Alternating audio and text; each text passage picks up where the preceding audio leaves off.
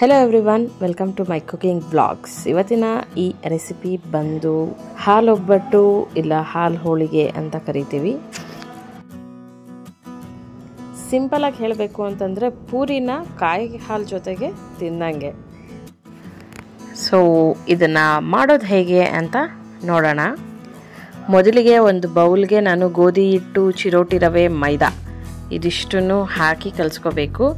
So ಗೋಧಿ ಹಿಟ್ಟು 2 ಕಪ್ಪು, ಚಿರೋಟಿ ರವೆ 1 ಕಪ್, ಮೈದಾ ಹಿಟ್ಟು 1 ಕಪ್ಪು, ಸ್ವಲ್ಪ ಉಪ್ಪು, ಆಮೇಲೆ ನೀರು ಹಾಕಿ ಗಟ್ಟಿಗೆ ಇದನ್ನು ಕಲಸಿಟ್ಕೊಳ್ಳೋಣ. ಸ್ವಲ್ಪ ಲಾಸ್ಟಲ್ಲಿ ಎಣ್ಣೆನ ಹಾಕಿ ಕಲಸಿ ಇಡೋಣ. ಸ್ವಲ್ಪ ಹೊತ್ತು ನೆನಿಲಿ ಇದು.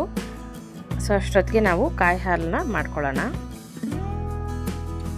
ಮೊದಲಿಗೆ ಒಂದು ಸ್ವಲ್ಪ ಅಕ್ಕಿ ತಗೊಂಡು ಅದನ್ನು ಕೆಂಪಗೆ ಹುರ್ಕೋಬೇಕು.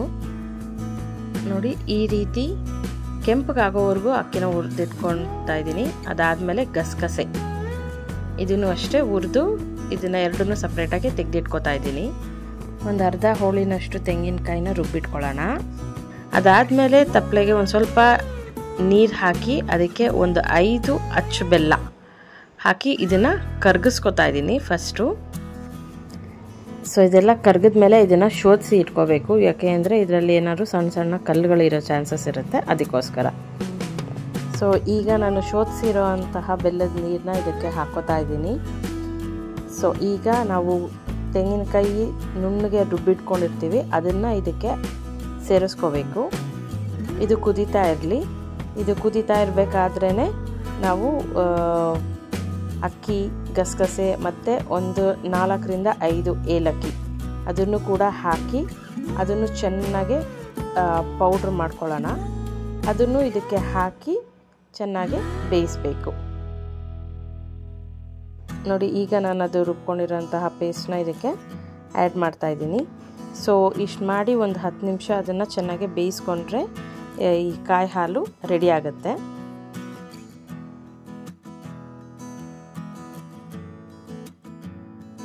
ಕಾಯಿ ಹಾಲು ರೆಡಿ ಆಗೋಷ್ಟೊತ್ತಿಗೆ ನಾವು ಕಲಸಿದ್ದಂಥ ಹಿಟ್ಟು ನೆಂದಿರುತ್ತೆ ಸ್ವಲ್ಪ. ಸೊ ಇವಾಗ ಅದನ್ನು ಪೂರಿ ರೀತಿ ಸುಟ್ಟಿಟ್ಕೊಳ್ಳೋಣ.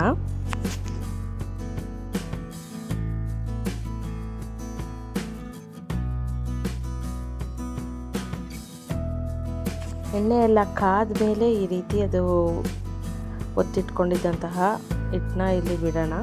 ಸೊ ಲೈಟಾಗಿ ಪ್ರೆಸ್ ಮಾಡ್ತಾ ಇರಬೇಕು, ಆವಾಗ ಪೂರಿ ಚೆನ್ನಾಗಿ ಉಬ್ಬುತ್ತೆ. ಒಂದೇ ಸತಿ ಈ ರೀತಿ ಒಂದು 10 ಪೂರಿ ಎಲ್ಲ ನಾನು ಮಾಡಿಟ್ಕೊಂಡಿದ್ದೀನಿ.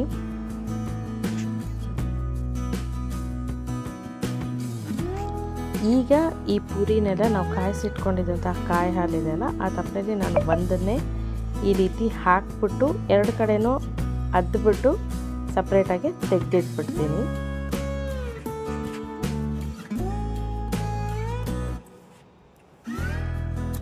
ಇದನ್ನು ಜಸ್ಟ್ ತಿನ್ನಬೇಕಾದ್ರೆ ಹಾಗೆ ಜಸ್ಟ್ ಅದ್ಬಿಟ್ಟು ಹಾಗೆ ತಿಂದರೆ ಆ ಕ್ರಿಸ್ಪಿನೆಸ್ ಹಾಗೇ ಇರುತ್ತೆ ಪೂರಿದು.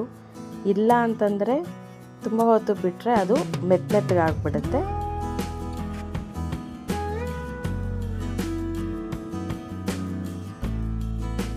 ನೀವು ಕೂಡ ಈ ರೆಸಿಪಿನ ಟ್ರೈ ಮಾಡಿ ನೋಡಿ.